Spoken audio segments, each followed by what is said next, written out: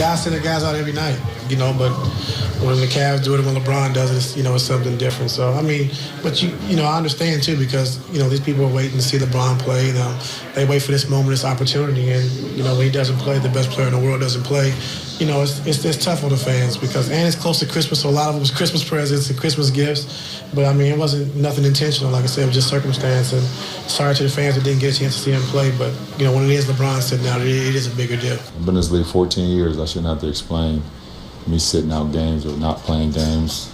I've played in every arena, including Seattle, that's no longer here, including some other places. So, it's not like it's my first year. I got 14 years. I've paid my dues and more than a lot of guys in this league. But I'm right with my coach. What my coach wants, he gets. There we go. Now we got it. That was Cavs head coach Tyronn Lue, not in the holiday spirit after letting his big three rest and stay home instead of traveling to Memphis. Another star who rested last night was the Kings' DeMarcus Cousins, and Mike D'Antoni had this to say before the game last night. My thought on holding people out en masse?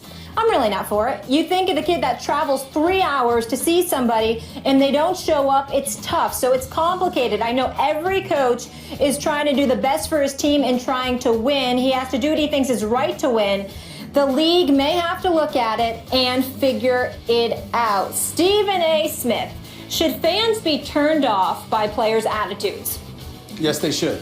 Yes, they should. There's no question about it. And listen, I want to be very, very careful and clear about what I'm about to say, because I'm a fan of Tyronn Lue, a big, big fan. And I think he's an exceptional young coach, and I'm incredibly proud of him. And I think that LeBron James is the iconic sports figure in this world. There's just the way that it is. But I think that in terms of what Tyronn Lue said, it's unfortunate, and I disagreed with his position. In terms of what LeBron James said, I think this is the first time in my years of covering LeBron James where I literally could look him in the face and say, he just doesn't get it. He really, really doesn't. LeBron James has missed just 65 games in 14 years. He usually shows up to work. LeBron James missed 13 games in 2014, 2015. That's the most games he's ever missed in any season. So he's usually reliable. His record compared to the modern day era of players is exceptional. But LeBron James has never played in all 82 games of any season. Karl Malone did. John Stockton did. Michael Jordan did. Gary Payton did. I think Karl Malone was 16 times. Or John Stockton was. It was 16 and 10 between John Stockton or Karl Malone. I forgot which one was 16 and which one was 10. I know Michael Jordan and Gary Payton both played in all 82 games 9 times in their careers. But even saying all of that, it's not about the fact that he missed a game. In today's day, particularly with the work that LeBron James put in, he's more than entitled to take the day off. My issue with LeBron James is not that he took a day off. It's the fact that you took it off in Memphis, where you are never going again this season. It's not in Cleveland that you have 41 nights a year. It's not in New York that you might visit 3 times a year. It's not in Detroit that you might visit 3 times a year or something like that. You picked a spot to miss that you'll never be in again this season. You couldn't have missed it. You couldn't have played that one and missed the game in Cleveland. Memphis and Cleveland had a back-to-back. You played in Cleveland the night before, and then you went and played the same team in Memphis the next night. How come you couldn't have missed the game in Cleveland, knowing you coming back next week, and go to Memphis, where you're never going back for the rest of this season? That's the issue. And when you talk about guys and individuals and families and all of this other stuff, and I'll let Max get into all of this stuff in terms of competitive fervor and trying to win a championship and all of this other stuff. It's not just about the championship. It's about the games. You don't get paid just to win championships.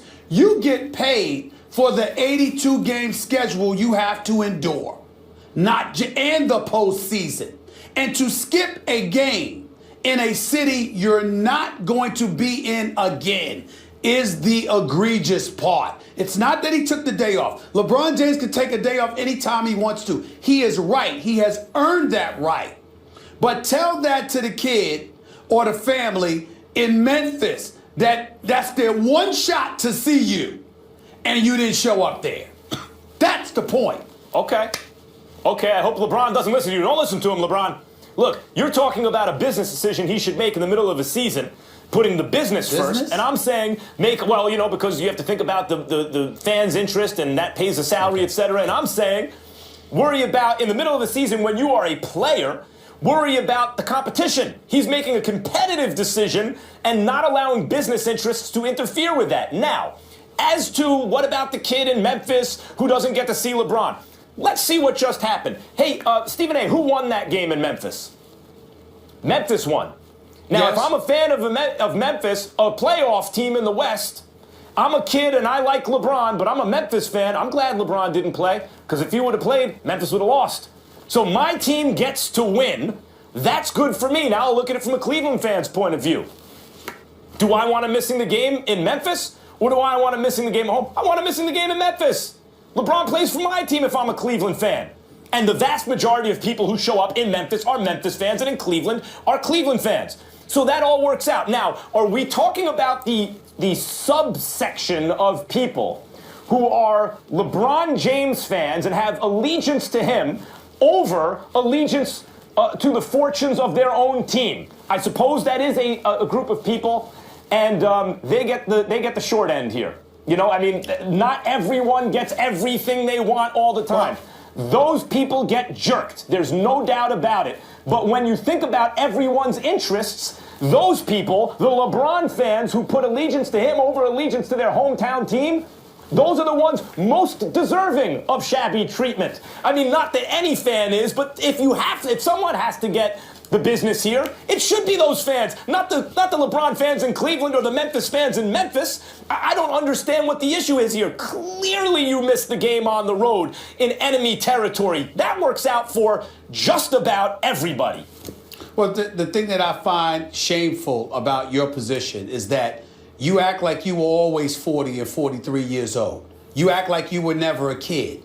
And don't come to me and talking to me about, oh, your interest was served because your team won, when you know good and damn well some kid came there to see LeBron James. He didn't come to see the Memphis Grizzlies. LeBron James happens to... You know good and well that there are a lot of fans of the game that are fans for those players. Let's also take into account that this is unlike football, because football, where you have the helmets and you have the shoulder pads and the equipment, unless the NFL goes about the business of marketing you and making you a conspicuous figure to represent and elevate and bring attention to their brand, chances are you don't have a personal identity and a personal relationship with the fans. The NBA is different. The fans are closer. The players aren't wearing equipment. They're wearing uniform. You identify with them personally. Not to mention the fact that, again, they're far, far more visible, and there's a personal relationship that you're able to cultivate with them.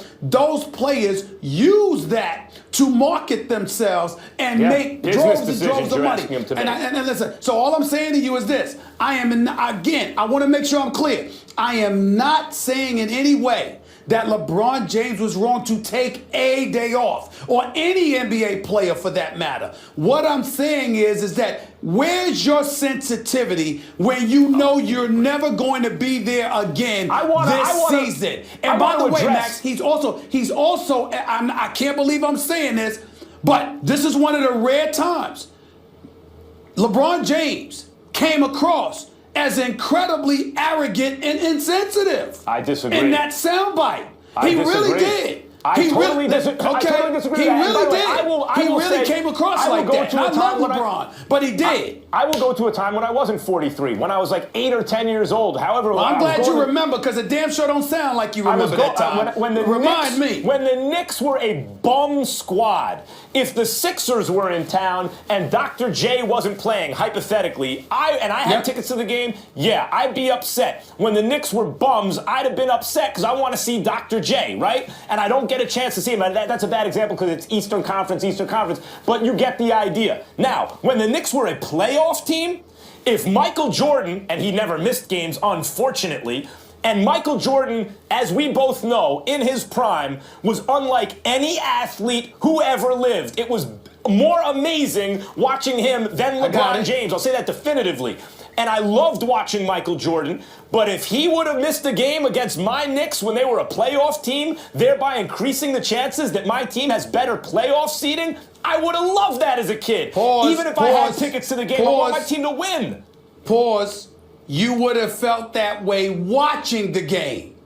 Had you paid for the game in advance, looking forward to going and braving traffic, braving traffic and all of that stuff, getting to the game, having spent your money to sit in the seat. Max Kellerman, I swear to you, if you say, I swear to you, I'm going to call the office right now and ask somebody to come and take my place today. If you're going to sit up there with a straight face and act like it would have had no effect on you that Michael Jordan didn't play, I will walk off of this show right now. I'm going to walk off this show right now if you're going to lie like that. Go ahead. The disappointment of not seeing Michael Jordan, it's not that you're not disappointed, is that it's outweighed by the fact that your team's going to win. Memphis won the game. Max, it's a game in December. I don't know where your guys' priorities are. I root for my teams. It's a game in December, and the preeminent star in the world in basketball is showing up to town one night. And then he decides not to show up. Molly, I have one question for you. Tyronn Lue Giants playing the Lions. y'all. Yeah. Giants playing the Lions. Yeah. Are you happy or sad if Matt Stafford doesn't play? Oh, stop. It's not the same. It's not the same. That I don't care, but the NBA is a different deal. You know the NBA is a star-driven league. Pay no attention. Pay no attention to that question. Pay no attention to that idiotic question Matt Kellerman just threw to it. Because he put Matthew Stafford and LeBron James in the same sentence. Really? Really? In terms of popularity? Guys, you got to be serious. Stop it. Just stop. There's another NBA situation I want to discuss. We got another player who might be taking a little rest day soon is Carmelo Anthony. The New York Post with the back page, gimme a break. So after 2 straight games of terrible shooting against the Lakers and the Suns, the New York Post is reporting the Knicks are heavily considering sitting Carmelo for a game to get him rest, and the team wanted to sit him last week against the Cavaliers, but he decided he wanted to play. So, Max, we've discussed the idea of Carmelo being traded before, but right now I'm asking you, why should he be traded? Well, every day is the best day to trade Carmelo because he's only getting older. He's not getting any younger. He should be traded because you are not going to win a championship with Carmelo Anthony, partly because his prime will not coincide with Porzingis's, and also partly because he is not capable of being the best player on a championship team. Now, I know it feels like I'm always throwing shade at Carmelo. I acknowledge he's an excellent offensive player, and his offense is so special. His scoring is so special. He's just an excellent player, period. But I do not rate him as highly as others do.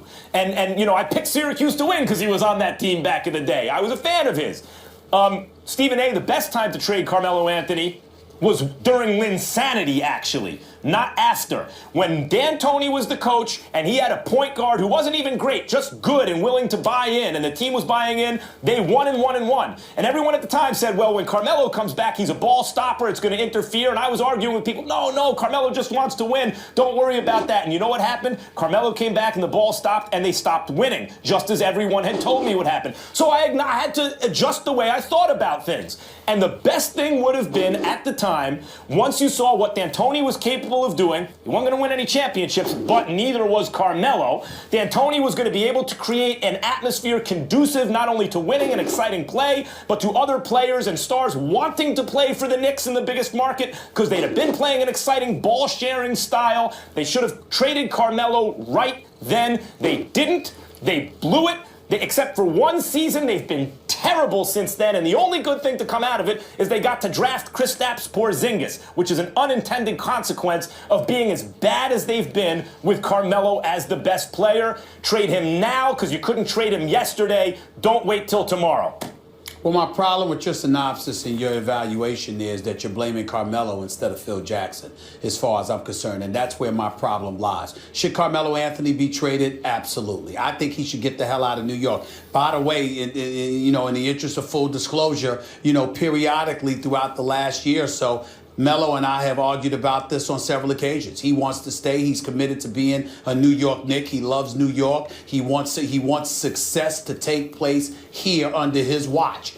I don't think it's going to happen. I don't think he should stay in New York. I think he needs to get the hell out of New York as quick as he possibly can, whether it's finding a way to get to Cleveland with LeBron or finding a way to get to the Clippers with CP3. I think he should get the hell up out of here quick, fast, and in a hurry, because Phil Jackson isn't doing a good job of building this team. They're not awful by any stretch of the imagination, but one could argue that's to the detriment of this franchise, because being middle of the road is the worst that you can be. You're not god awful, but at the same time, you're not even anywhere in a vicinity to sniff a championship. And that's where the New York Knicks are right now. You got Derrick Rose, back spasms and all. Once again, he can't go. You got Joakim Noah, already injured, already looking old, already looking hobbled. He's in the first year of a 4-year, $72 million deal. This is what Phil gave him. By the way, you could have used some of that money to sit up there and spend it on D. Wade being in New York instead of Courtney Lee, but you didn't do that. And don't even get me started with the bench or lack thereof. This is the situation that's going on with the New York Knicks.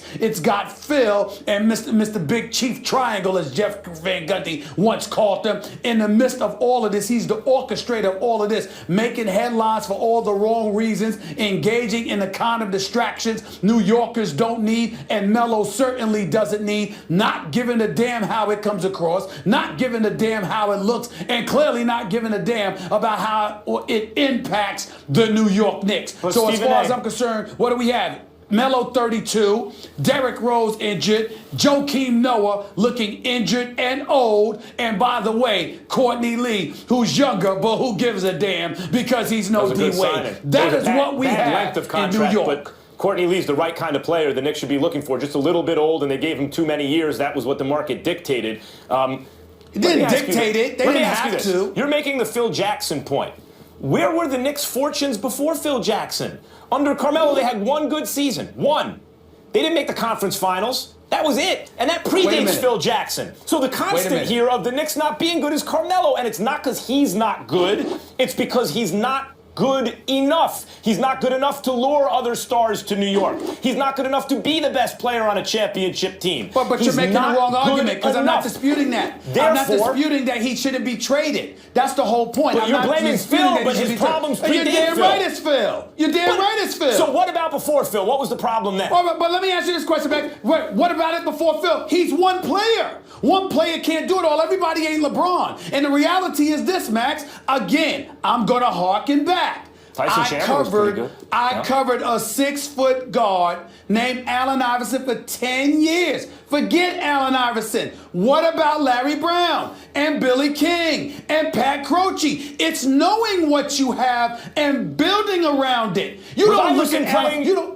Was Iverson playing in the same division as the Cavs with LeBron and Kyrie and Kevin Love? What about when AI went to Denver? It was much easier to get out of the East back then. The East was terrible back then. Excuse me. Iverson was better than Carmelo. Whoa. You had Vince Carter and the crew in Toronto. You had Big Dog with Ray Allen and Sam Cassell in Milwaukee. Let's not ignore. Excuse me, that's not a big deal? That's not a big deal? No, that's a backcourt. I'm not saying they had a backcourt, but Iverson was better than those guys. What I'm saying to you is, no matter what greatness Allen Iverson put on the court offensively, the Sixers were successful because of Pat Croce, Larry Brown, and Billy King, and what they built around his talent. It's recognizing what you have and adjusting to that, as opposed to trying to get everybody else to run the damn triangle that only worked when you had Jordan or Kobe. You're blaming Phil. My point is, no one has been able to do that for Carmelo Anthony. Okay. So at a certain point in various franchises, at a certain point, you have to start looking at Carmelo. Carmelo Anthony went to a conference final and ran into Shaq and Kobe. All right, guys, everybody breathe. Everybody breathe a minute. What I take away from this conversation, I am breathing. Stephen A. and Max feeling really good about their Knicks.